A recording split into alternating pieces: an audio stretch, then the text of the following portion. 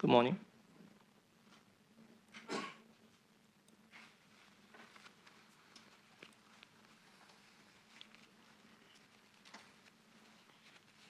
In your interview with Ms. Khan, did you ask her directly for her medical history of any symptoms of dissociation or post-traumatic stress syndrome? Yes, I did. What was her answer?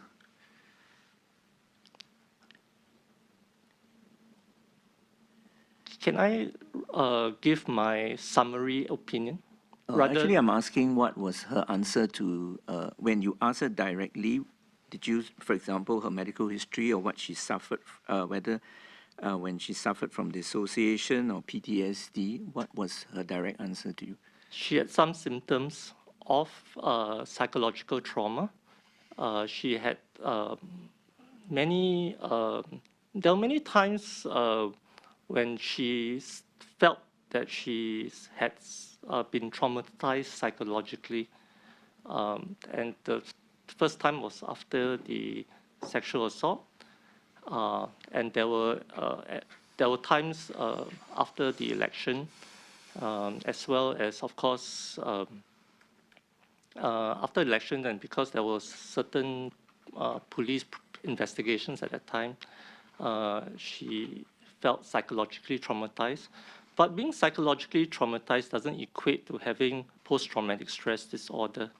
So she does have symptoms, but it didn't reach the severity that a psychiatrist would diagnose PTSD.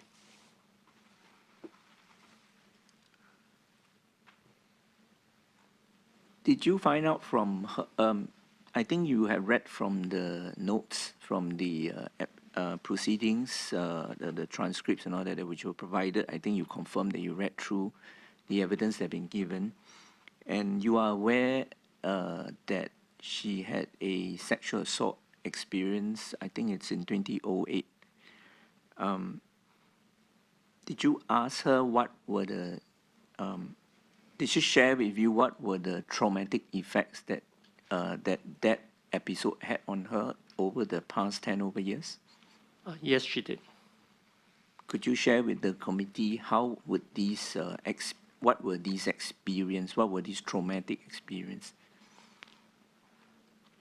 With due respect, Mr. Tan, I think I would like to protect the privacy of Ms. Khan. I would be happy to share with you my opinion about my findings, but I respectfully ask that I don't have to disclose what she has told me.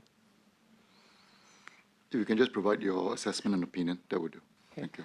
My overall opinion is that while she did have transient symptoms of some symptoms of PTSD, it was not enduring, it was not persistent, and over the course of 10 years, as you have asked, she did not have symptoms that persisted, and it did not impair her ability to function as a wife, as a mother, and as a member of parliament. So are you saying that she would have recovered from the trauma of being sexually assaulted? It depends on what degree you're asking for.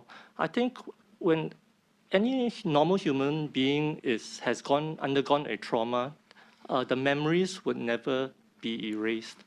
Certainly, some of these memories can trigger some feelings of anxiety or disappointment or sadness when we recall it, but it doesn't reach that degree or that severity that impairs the person. So when you ask about recovery, what I'd like to specifically say that she was psychologically traumatized by the incident. However, she did not reach the threshold that one would diagnose post-traumatic stress disorder. And as a survivor, she continues to be able to function in her daily life in multiple dimensions. when we assess, we would assess her ability to function at home as a parent, as a wife, and also in her occupation. In your assessment, do you think this trauma that she went through as a result of the sexual assault would still have some effect on her whenever she the incident is being raised, when she think about the incident, such that she would it would affect her decision making on the incident? For example, when she decided to lie to the Parliament on 3rd of August that she accompanied a sexual assault survivor to the police station when she did not in fact do so. I think that when a person undergoes a traumatic experience, it would be naive to think that it has left absolutely no mark on the person. However, on the speech on 3rd August, I've been made to believe that this was a prepared speech. It wasn't something, the anecdote that she has mentioned was not said on, impulsively in Parliament. The speech had been prepared already, and she had known that that was an untruth. So in my opinion, she did not dissociate, or there was no psychiatric disorder that would have influenced, her ability and her soundness of mind to write that speech and to deliver that speech. Are you able to then offer any reason as to why she would suddenly make up a lie like this? I don't think it's within my remit to make such an opinion, and I do not think that this is the role of a psychiatrist. Thank you. Zaki? I'm not finished. Oh, no, sorry. Oh, Sorry, okay. Dennis, sorry. I'm not finished yet, Chairman. Did you even ask her why she decided to share in Parliament on 3rd August about her anecdote of accompanying a sexual assault victim to the police station? Yes, I did. What was her answer? She said she was trying to advance the cause of what she believed passionately about, which was women's issues. So you think her own experience had no part to play in the lie? What I can say is that she did not dissociate. She was of sound mind. She wrote the speech. She delivered the speech as she had written. As to her motivations and as to why she decided to lie, I don't think it's within my remit. And you may recall from the evidence that she actually put in the relevant paragraphs on this lie at a very late stage in her speech. She has already prepared a speech and she put it in at a very late stage. Do you think that there's any reason why she would do so? And has this to do with the fact of her experience? Please correct me if I'm wrong. I have tried to, as much as possible, to watch all the proceedings and all that. I'd like to qualify first that the statements that I make in the next few minutes may not necessarily come from a psychiatric opinion. It's what I have seen. Okay? What I'm made to believe through the videos was that she had prepared the speech, and Mr. Singh had asked her to substantiate it, and perhaps she had written that anecdote in to try to substantiate her speech. Yeah, yes, you're right. She was asked by Mr. Singh to substantiate, to be prepared to substantiate. Yeah, but my question relates to just before. That means the fact that she had only squeezed in the anecdote very late in time right? Do you think that that has got anything to do with the trauma that she went through as a victim herself? I think she feels passionately about this cause because of her experience. The passion probably is communicated in the speech and the topic she chose to speak on. Yeah. I do not think that her experience of trauma would have directly caused her to want to write that particular anecdote as it was written. What tests are typically performed to diagnose dissociation or dissociative identity disorder? Okay, Mr. Tan, so I'd like to clarify that you are asking two separate questions. One Yes, is to what yes, test. part A and B, yes. Yes. What test is for dissociation, and the other one is dissociative identity disorder. Okay. Now, for dissociation, typically there are no tests such as brain imaging that is required. It is about the observations of the witnesses, as well as the description by witnesses, as well as the patient themselves. This is sufficient if it fits the description of dissociation for us to diagnose the symptom of dissociation. Dissociative identity disorder is an extremely rare disorder. Okay, the common name for dissociative identity disorder is multiple personality. Okay, and in my career, I can't recall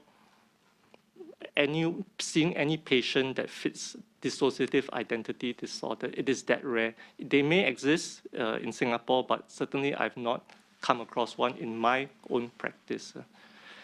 Dissociative identity disorder, or the layman term multiple personalities, comes from, typically is seen in a person that has gone through repeated childhood trauma. And the person will switch from one identity to another identity, and even speaking in different voices, depending on the identity that the person assumes. So this is a very rare condition, and certainly Ms. Khan does not fit this description. Would you say that can dissociation be triggered by any traumatic event? If you ask me this in general, yes. A traumatic event can precipitate dissociation. Many times during a sexual assault, I say this in general, many times during a sexual assault, the victim, the survivor, may dissociate because the stress is so great that this is a coping mechanism for the survivor to go through that experience. So yes, traumatic experiences can precipitate dissociation.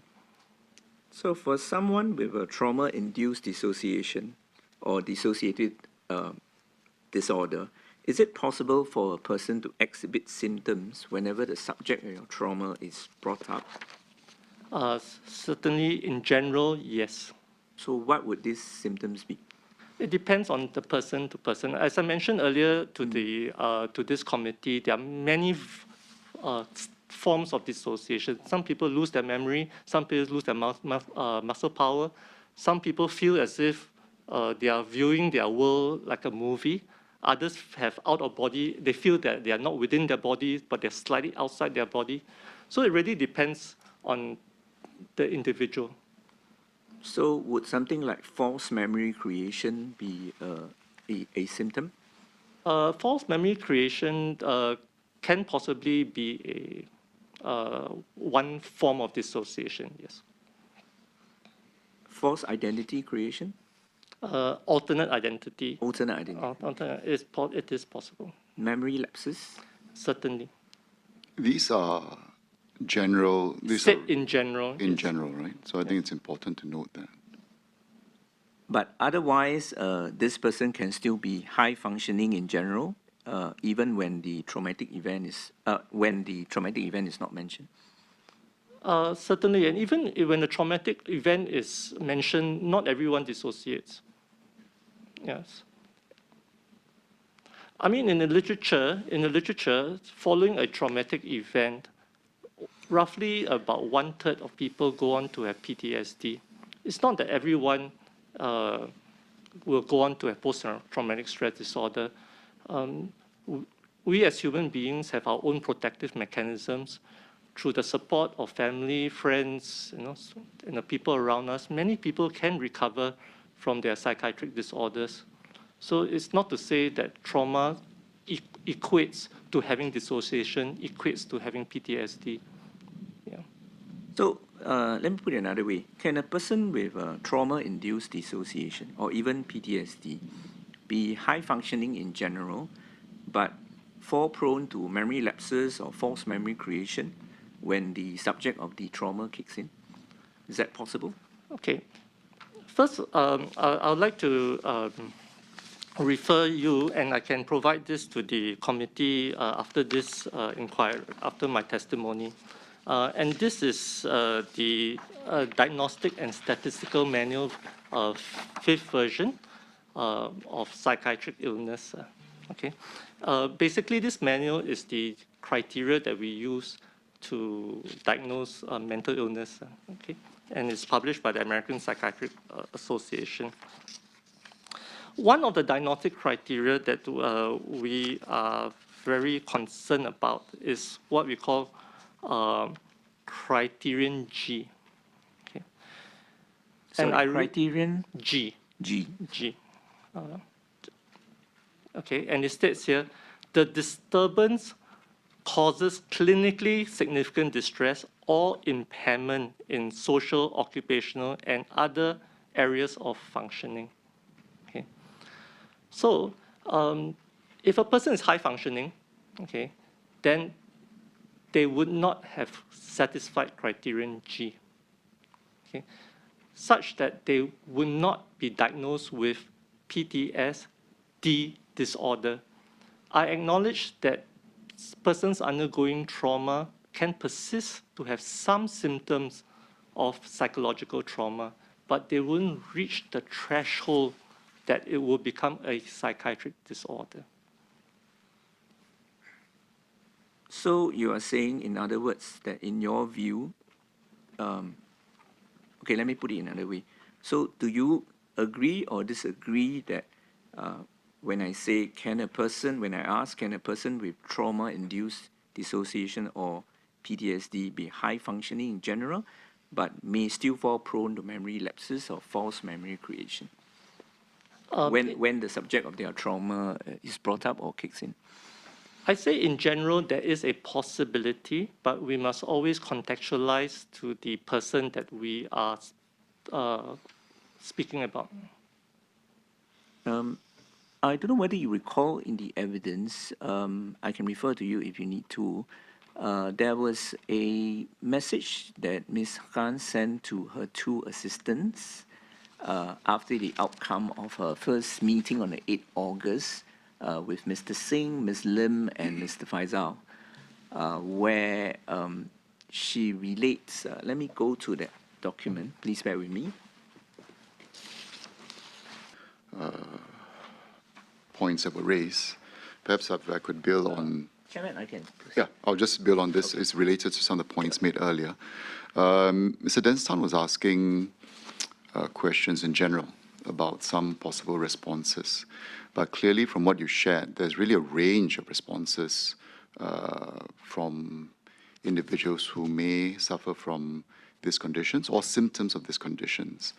And would it be fair to say that one would actually really need to look at a specific subject and specific context to be able to provide a more accurate description of how an individual might or might not respond?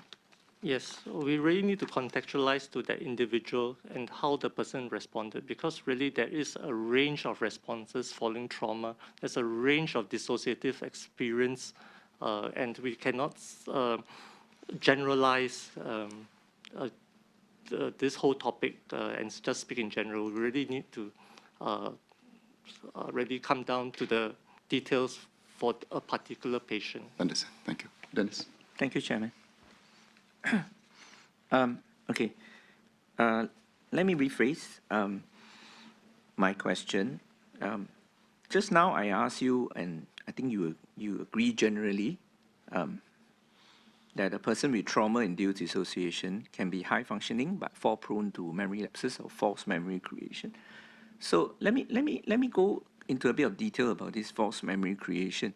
Would it be possible that when the trauma kicks in, a person can be prone to making, in the course of a conversation,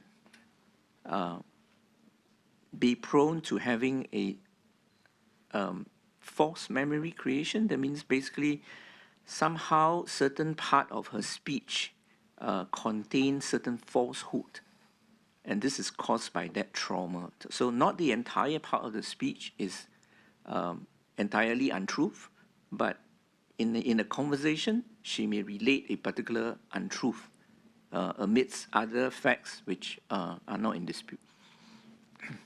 It is one of the many possibilities for why a person would make such a statement. There are many other reasons why the statement could have been made in that way. Okay. So can I refer you to the document tab in tab L, page 2. This is the documents are under Ms. Loh Pei Ying's, but it's actually a WhatsApp message from Ms. Khan to Ms. Loh and Mr. Naden, as at page 2, towards the bottom, and it's dated 8 August. Are we on the same page? And it says, "Hey guys, I just met with Pritam, Sylvia, and Faisal, and we spoke about the Muslim issues and the police accusation. I told them what I told you guys, and they have agreed that the best thing to do is to take the information to the grave. They also suggested I write a statement to send out this evening." All right. I think the issue at hand is that it is not in dispute that Ms. Han met with Pritam, Sylvia, and Faisal. That's the first sentence. Second sentence, they discussed about the Muslim issues and the police accusation, that this is not in dispute. And then she go on to say, I told them what I told you guys, and they have agreed that the best thing to do is to take the information to grave. So this statement, as you may be aware, is in dispute. Mr. Pritam, Ms. Lim, and Ms. Faisal do not agree that they had agreed with her that the information, that she should take the information to the grave. And then she finished the message by saying they also suggested I write a statement to send out this evening. And you may recall this is a statement about where she put on her Facebook about the Muslims related issues of her speech, which is not related to the sexual assault anecdote, accompanying the victim of a sexual assault to the police station anecdote. Would you agree that this could be an example whereby a person suffering from a certain trauma, right, while still generally high functioning, he could send out a message, but would selectively put in a lie in her statement, in her message? So now we are speaking specifics, not in general. In this specific instance, in the context of Ms. Khan and what I've assessed, I disagree with your statement. But you agree that in general, a person who suffers trauma would be able to speak, would be high functioning. So when he's putting out a statement, talking to someone, giving a message, that conversation or that particular message can contain some falsity amidst other truths within the statement. Generally, it is possible. In general, it's possible, but there are also many other explanations why the person may want to give a falsehood. Thank you. Is it the case that when a trauma is mentioned and a person suffering from PTSD or dissociation, it can create a certain distress to this person. Symptoms, right? This could be a symptom. Okay, so in specific, Ms. Khan does not suffer from post-traumatic stress disorder. Okay, but in general, what you have said is that if you're talking about causing distress when talking about the trauma, I think it is quite understandable in our human experience that once we have undergone a traumatic experience, we cannot erase that memory. So because it's such a traumatic memory, it's not, it's not strange that a person will be distressed if someone brought up this bad experience. If someone mentions a bad experience, people would certainly feel negative about that traumatic experience. That's only normal in human beings.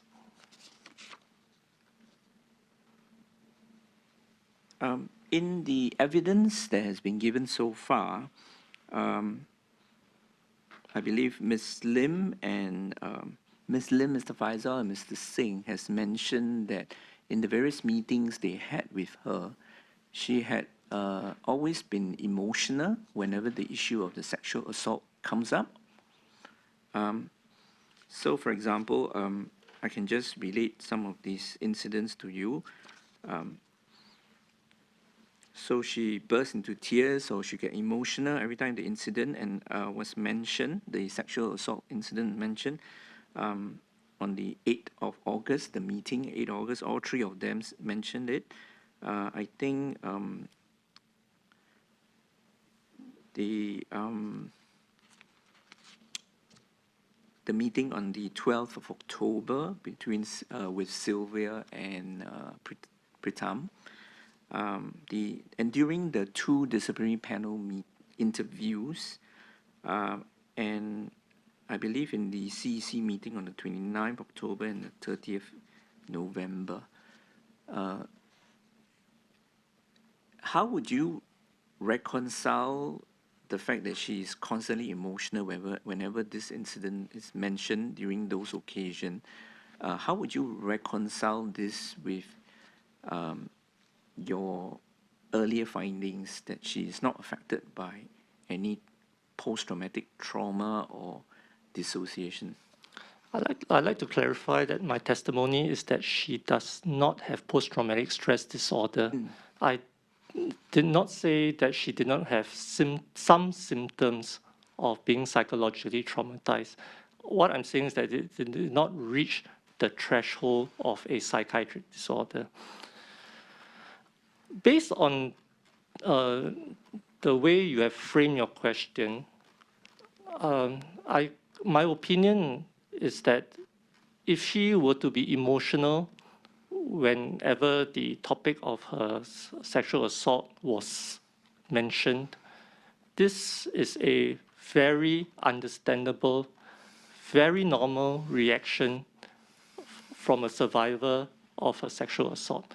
A sexual assault is one of the most traumatic experiences that someone has gone through. It is a violation of their person.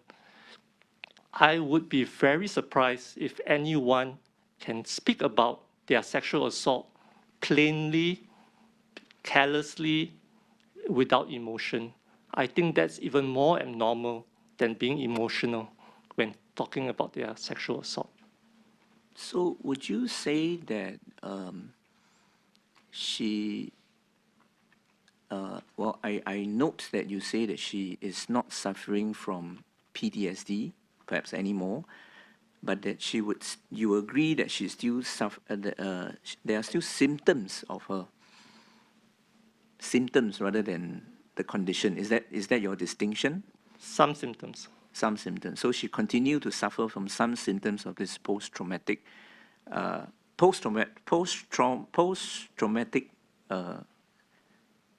symptoms, whichever way you call it.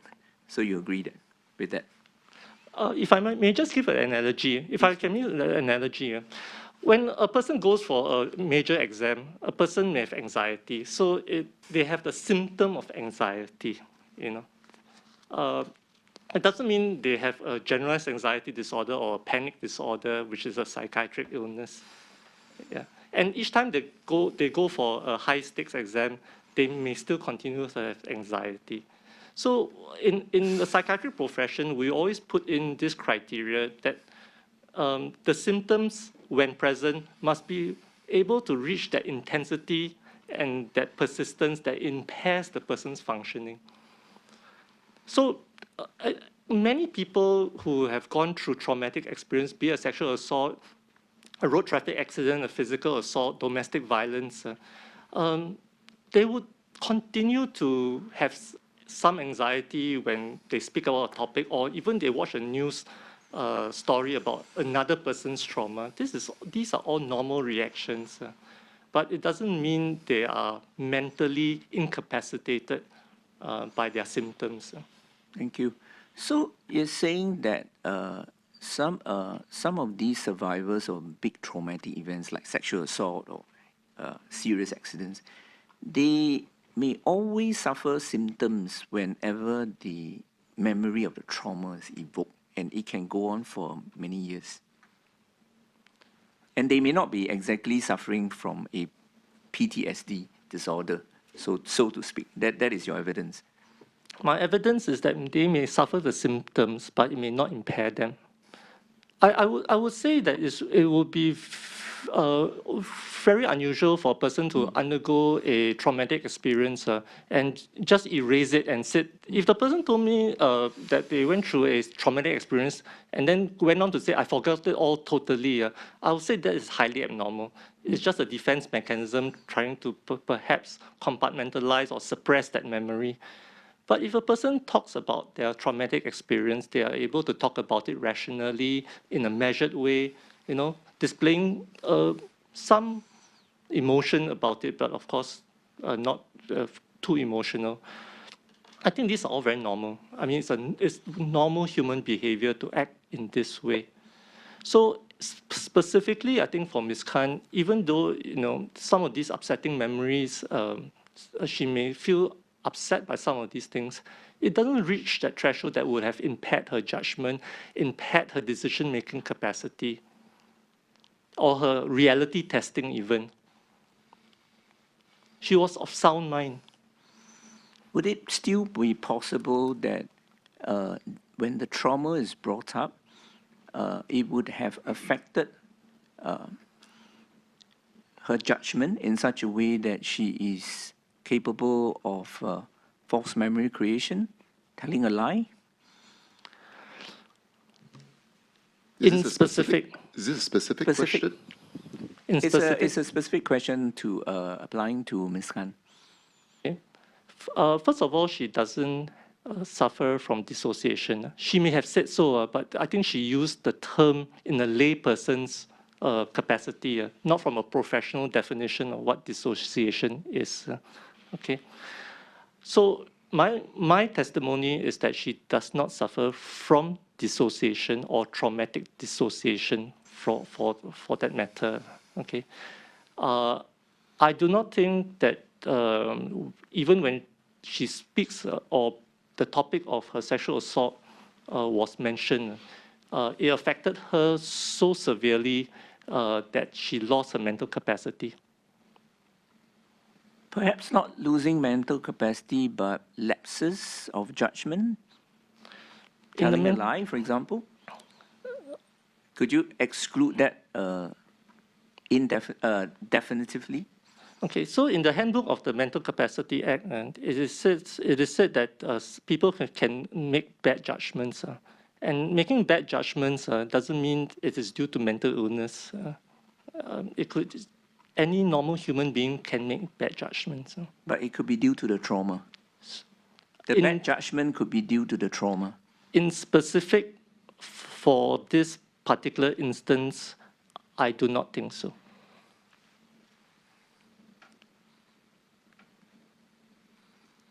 Did you ask her how did she arrive at her own admission that she suffers from dissociation?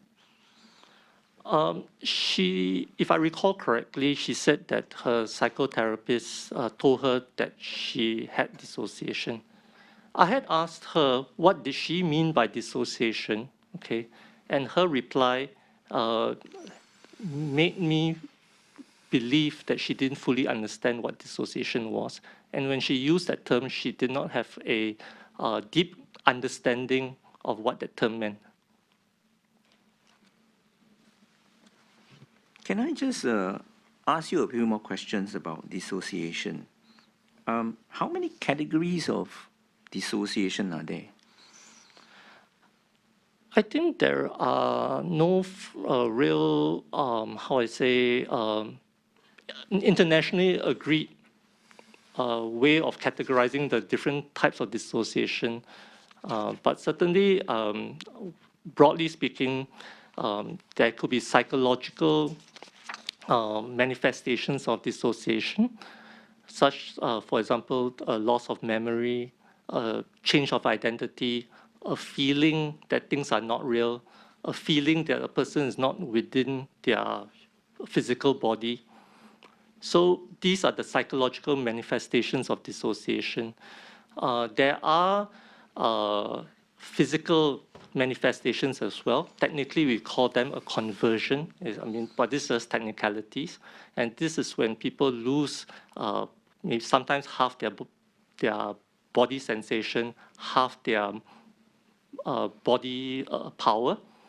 Yeah. So these are the physical manifestations. Would you be able to share your understanding about dissociation being possibly conscious or unconscious? I don't understand that question. Okay. Are you aware that? No, let me rephrase this. Sorry about it.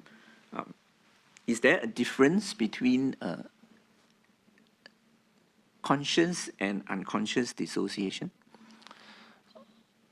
Are you aware of this?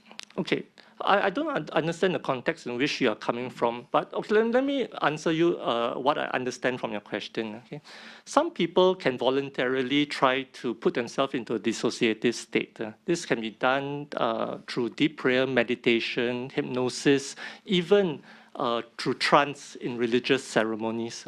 When people undergo a trance state, as we see in some of our temples, Chinese temples sometimes, what they call tiao tang, okay, these trance states are all dissociative states as well.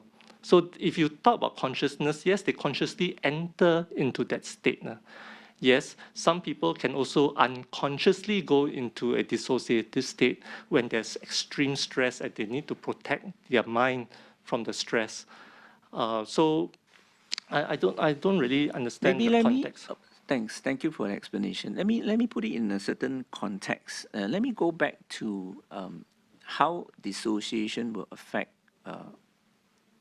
manifest in the form of lying, telling an untruth. How would you apply the terms of unconscious and conscious dissociation to the fact that a person who suffers from it is lying? Again, this is a general question? Yes, it's a general question for now, yeah. This is a very broad question because there's so many manifestations. Okay, say for example, a person has, say, dissociative identity disorder, and the person assumes another identity. So identity A, the person may call themselves Peter, and identity B, he may call themselves James. Yeah. So so who is lying? Because they've assumed a different identity. Peter may say that he has gone to this particular school X, and James may say he has gone to this particular school Y. So I mean, these are the illustrative examples that I can provide, but I don't. So I think we are here, perhaps, we have been Chairman, going on the general questions. Let me finish. I think the point here is that we're trying to evaluate, and I think the doctor is here to evaluate Ms. Khan's condition. I understand where you're going with the general questions, but as I explained, I think there are many, many variables and many circumstances. If it leads to where you would like to go, I mean, that'd be useful, but I thought perhaps if we could be a bit more specific, that'd be useful, I think, for us to assess her level of responsibility, I think, which is what the issue at hand today. Because I think when you go into the realms of general questioning, there's so many possibilities and really depends on context. So perhaps if you could narrow down, I think that'd be useful. Thank you. Thank you, Chairman, for that. Yeah, I'm sorry if I didn't make myself clearer. Let me try to make it a bit more helpful to you to understand. When a person, you were raising a certain example of a person having an identity, right? So let's say whether he's assuming a false identity consciously or unconsciously. There's a difference, right? Is there a difference? It really depends. He knows that he's assuming a false identity or telling a lie, or he is not even aware that. No, Is there a distinction as such? In the case when a person dissociates, in the case of dissociative identity disorder, they truly believe they are that alternate personality. Could it also be possible that when they are suffering from some symptom of dissociation, they knew about dissociation and they make use of this knowledge as an excuse?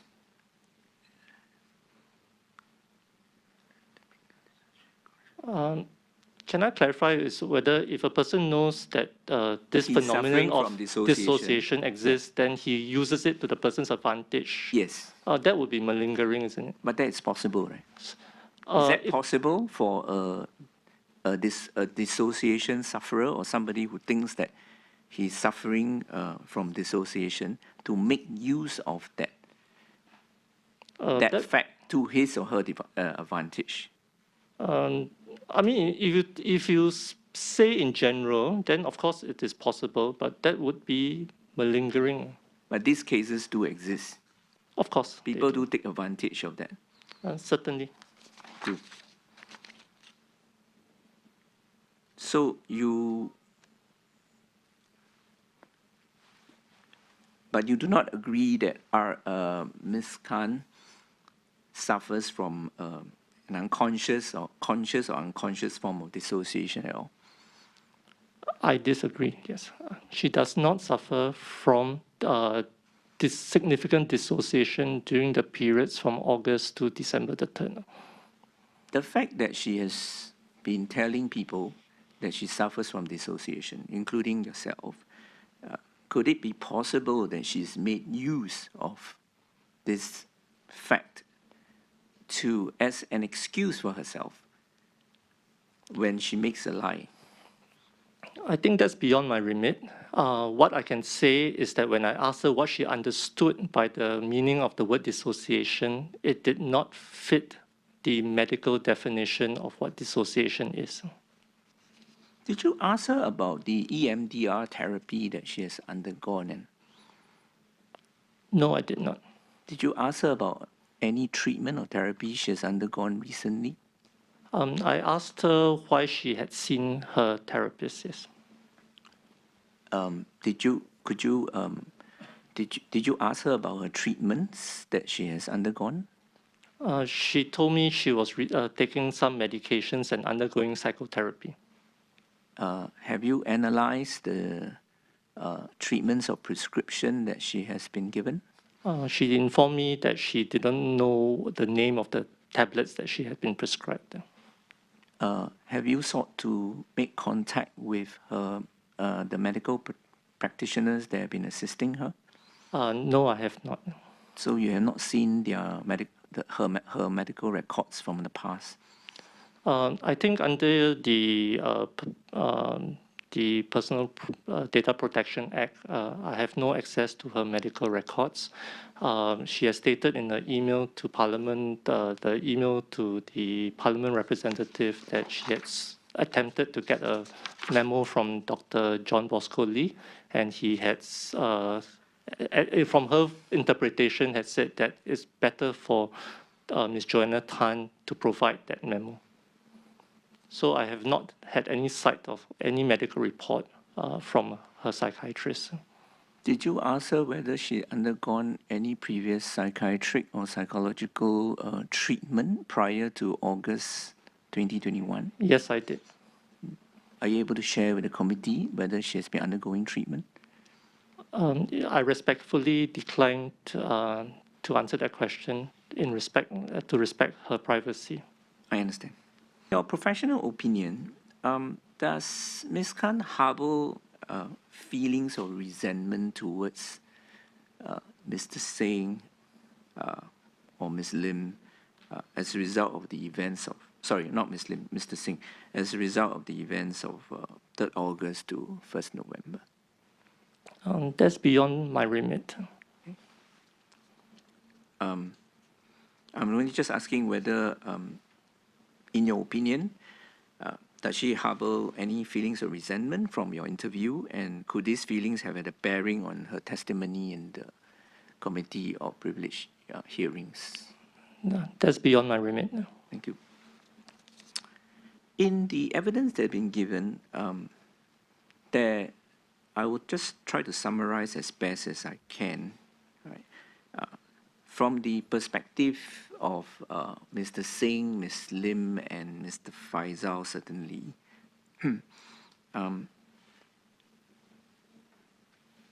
she first, let me just set up some facts, and then with the context, then I'm going to ask you the question. So the facts are a little bit long.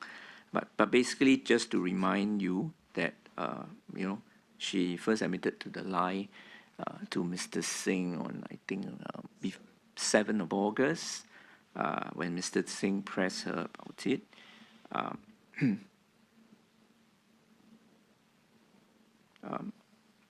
There is a dispute in the version of the event. Basically, Mr. Singh's position to her is that she's got to deal with it. She's got to take ownership. Basically, Mr. Singh's position is she's got to be prepared to go to the parliament to admit to the lie. Okay, Ms. Khan has a different view of this. But assuming Mr. Singh's position is correct, okay, so we go down to 4th of October, in the second sitting, she then added another lie. She continued the lie. And after that, she then, when she met Mr. Singh and Ms. Lim that evening, I don't know whether you remember this, she said to him that, but there's another path of honesty, okay? Yet on 12th of October, according to the evidence of Mr. Singh and Ms. Lim, when they were meeting at Mr. Singh's request to prepare or to prepare to make an admission in Parliament, she initially refused to admit. She tried to wriggle out of it, and but she was then told that she had to do it, and she agreed to deal with it. Do you agree that her conduct has been confusing, i.e. her conduct in not wanting to even coming up to admit her lie for these number of months from August to October? Do you find it confusing? Why would she want to delay this coming to terms with this issue and making a decision what to do about it? Do you find it confusing? Because I don't really know what's the established facts, but I would find it difficult to comment on your question. All I can say is that she was not laboring under a significant dissociation and not laboring under a significant psychiatric disorder.